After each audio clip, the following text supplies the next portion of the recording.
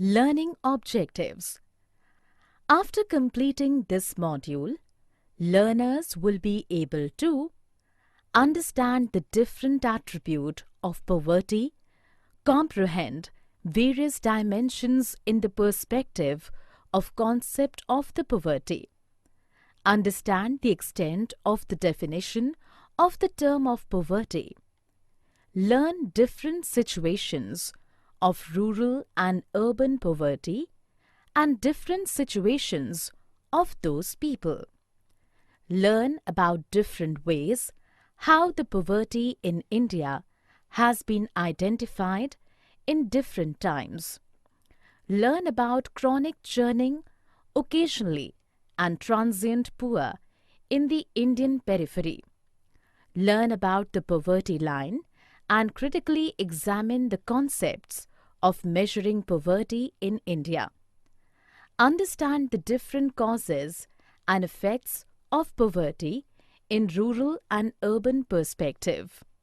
Learn how British Raj was highly responsible for the poverty in rural India and learn about the famines, what were happened during the colonial rule. Understand different initiatives during 5-year planning and several policies and programs being taken to alleviate Indian poverty.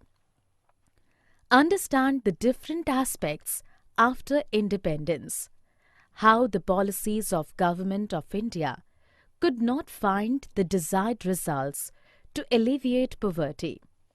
Learn despite several attempts from the government side how poverty alleviation program have not been succeeded to derive the desired result.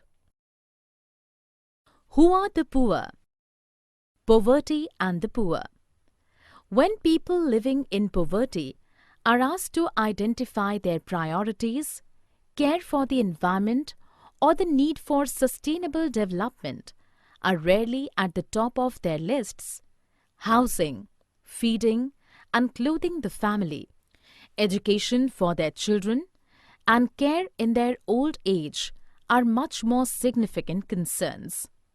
Both production or employment and consumption patterns are determined more by these basic needs than by any consideration of their longer-term impact. The absence of denial of basic necessities constitutes absolute poverty. Unequal access to basic necessities and other environmental resources is the foundation of relative poverty. In addition to being excluded from access to basic resources, the poor are also most likely to be subjected to the degrading or polluting impacts of the consumption patterns of others. The condition of poor people in India. The number of poor in India remains staggeringly high, and what is more worrisome, demographics and social character of the poor do not appear to be changing. Laborers or farm workers in villages, casual workers in cities, tribe peoples, Dalits, formerly called low-caste untouchables, and Muslims remain the poorest Indians. Almost 60% of the poor continue to reside in Bihar, Jharkhand, Odisha, Madhya Pradesh, Chhattisgarh, Uttar Pradesh, and Uttarakhand. Significantly, 85% of India's tribes people and Dalits live in these states. The poverty in urban and rural India. The nature of urban poverty possesses distinct challenges for housing, water, sanitation, health, education, social security, livelihoods, and the special needs of vulnerable groups such as women, children, and the aging. The main reason of rural poverty in different states in India is that most of these regions are either flood-prone or suffer from calamities. These conditions hamper agriculture to a great extent, on which the household income of these people depends. Developing the scale to measure poverty. Identifying the line of poverty. Measuring poverty is not a simple and straightforward task, but a demanding issue fraught with difficulties. The problem arises fundamentally due to definitional contentions among scholars, experts, and policy makers. This contention has led to various suggestions from experts and state representatives as to what is poverty and what should constitute as the benchmark poverty line. Dadabhai Naoroji's method. In his eye-opening book, Poverty and Un-British Rule in India, Dadabhai Naoroji referred to subsistence as something that is essential for meeting the basic wants of human beings. Important among the assumptions that he considered for arriving at the subsistence level of expenses as that one of the children population, about 34%, did not cost anything, and the remaining half cost one half of the adult subsistence requirements. Consequently, he arrived at the subsistence cost of living that ranged between 16 rupees to 35 rupees per person per annum in various regions of the country. Efforts to measure the poverty line during post-independence. A committee on distribution of income and levels of living was set up in 1962, restricted the national minimum for each house of 5 persons as 20 rupees per capita. In 1979, another body called the Task Force on Projections of Minimum Needs and Effective Consumption Demand was formed. And during 1989 and 2005, the government constituted the expert groups for the same purpose. Categorizing poverty.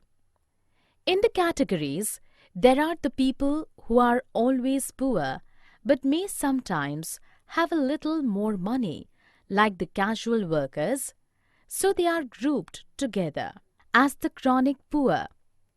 Another one is churning poor, like small farmers, and the occasionally poor, as they face poverty for a duration and called as transient poor. Poverty line. What is poverty line? Poverty line is the level and amount of money needed for a person to meet his basic needs. It differs from one country to another, depending upon the idea of poverty. In developed countries, this is set in increased level. Poverty line in India. India is having a well-designed poverty measurement mechanism under the erstwhile Planning Commission. Planning Commission appointed expert groups from time to time for the same. For example, the Rangarajan Committee was the latest among them. In general, the Planning Commission estimated the number of people below poverty line in states as well as the rural and urban areas based upon the prevailing poverty estimation methodology submitted by the expert groups.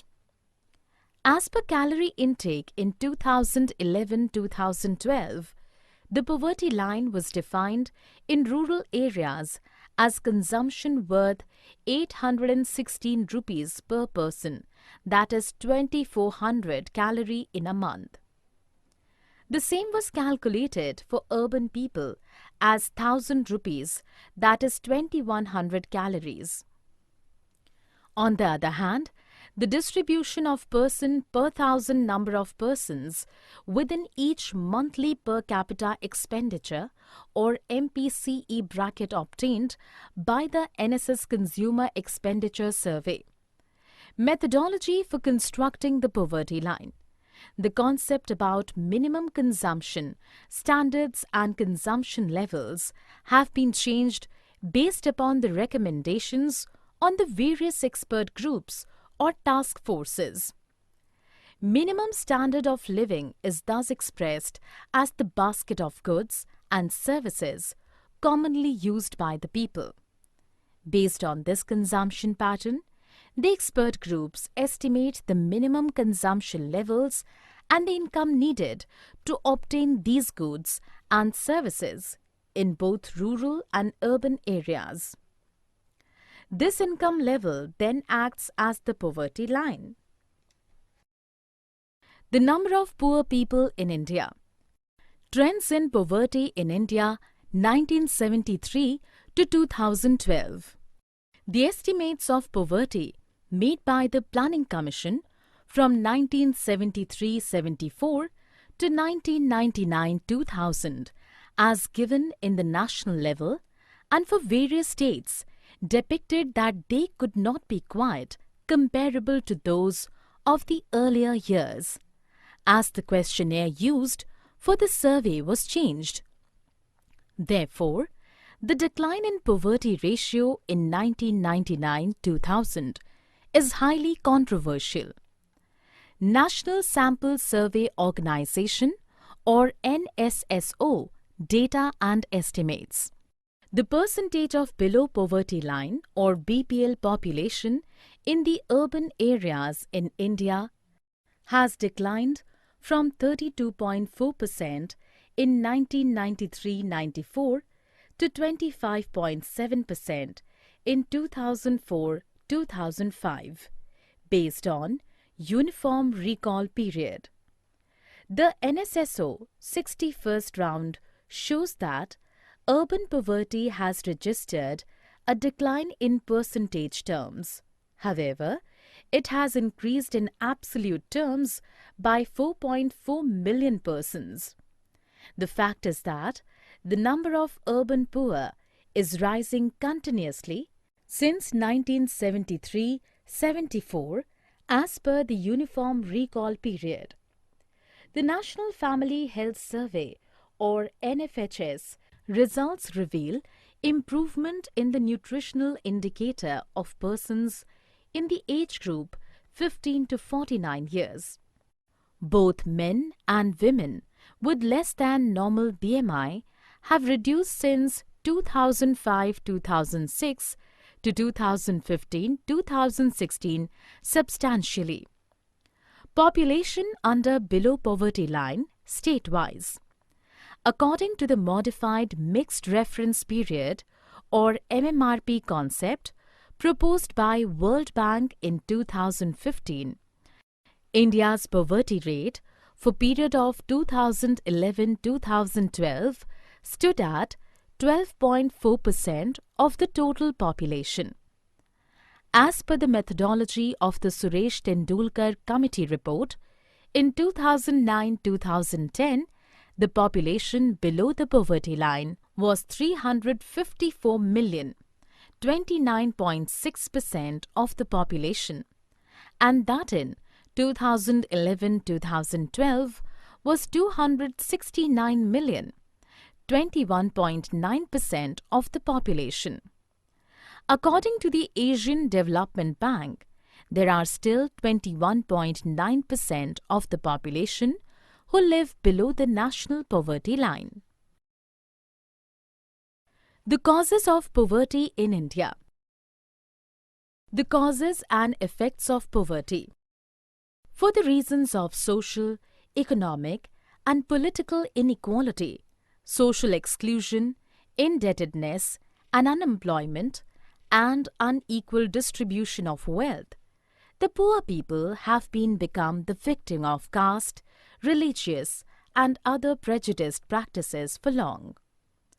In economics, aggregate poverty is seen in the cumulative effect of individual poverty. While, as the effects of poverty, we can see low capital formation, lack of infrastructure and demand, pressure of increasing population, and absence of social structure of welfare. The exploitation of British imperialism.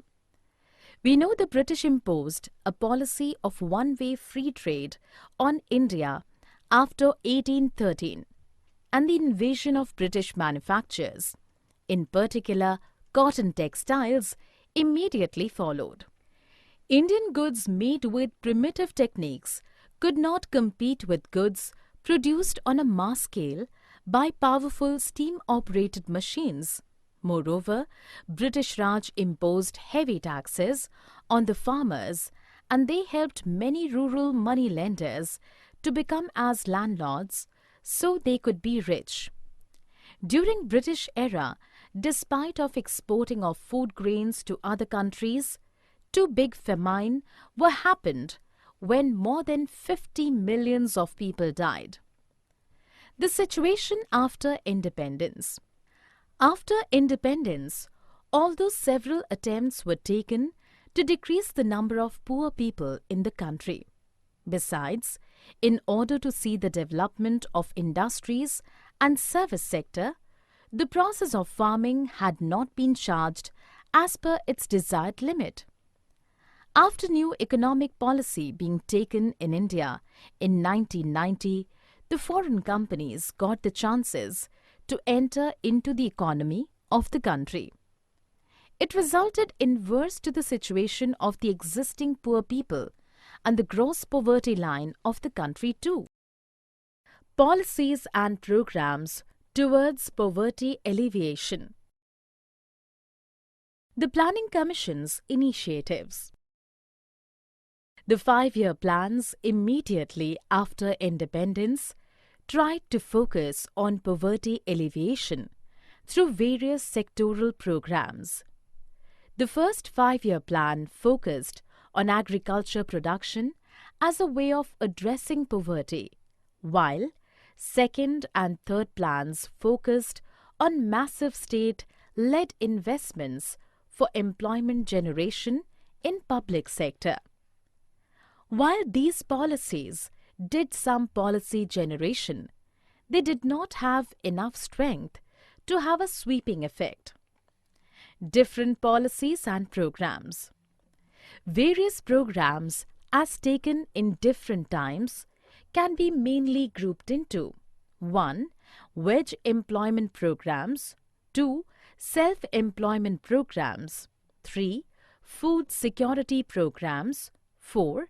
Social security programs, and 5. Urban poverty alleviation programs.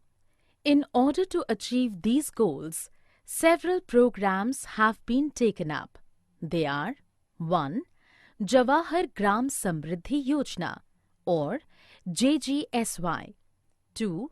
National Old Age Pension Scheme or NOAPS, 3. National Family Benefit Scheme or NFBS, 4. National Maternity Benefit Scheme, 5. Annapurna, 6. Integrated Rural Development Program or IRDP, 7. Pradhan Mantri Gramin Awas Yojana, and 8. National Rural Employment Guarantee Act or NREGA.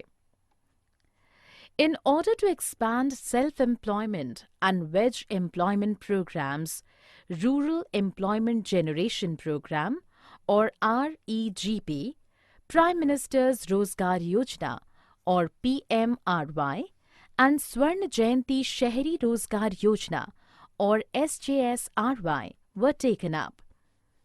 The educated unemployed from low-income families in rural and urban areas can get financial help to set up any kind of enterprise that generates employment under PMRY. SJSRY mainly aims at creating employment opportunities, both self-employment and wage employment in urban areas. Integrated Child Development Service, and other programs. Integrated Child Development Services, or ICDS, is another government program which provides food, preschool education, and primary health care to children under 6 years of age and their mothers. 10th Five-Year Plan also linked ICDS to Anganwadi centers, established mainly in rural areas and staffed with frontline workers. In addition to fighting malnutrition and ill health, the program is also intended to combat gender inequality by providing girls the same resources as boys. Additionally, from 2014, by the help of Pradhan Mantri Jan Dhan Yojana, by which people in the country are encouraged to open bank accounts. This scheme intends to transfer all the benefits of government schemes and subsidies to account holders directly, and as well as to promote the saving habits in ordinary poor people. Poverty alleviation critical analysis. Lack of planning for income generation and in social change. Some economists argue that the basic weaknesses in the approach still remain unrecognized at the governmental level. The income generation orientation of poverty alleviation programs does not recognize the importance of increased flow of social inputs through family welfare, nutrition, social security, and minimum needs program in long-term basis. Secondly, the programs have done little for disabled, sick, and socially handicapped individuals who cannot participate in normal economic activities. The strategy for poverty alleviation has also failed to do justice to women in intra-family distributions. Lack of assurance of food and other basic amenities. Income and employment-oriented poverty alleviation programs do not ensure that the poor can really manage to get adequate food all the year round for the family with the increased income. Other than this, the household approach being focused around self-employment enterprises or wage employment guarantees is not correct in the state of continuing demographic pressures and increasing number of small size of farm holding. Dependency of conventional method and policy failure.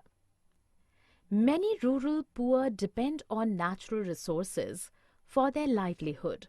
However, the practices of using these resources are no longer viable, and as a result, they are fast deteriorating.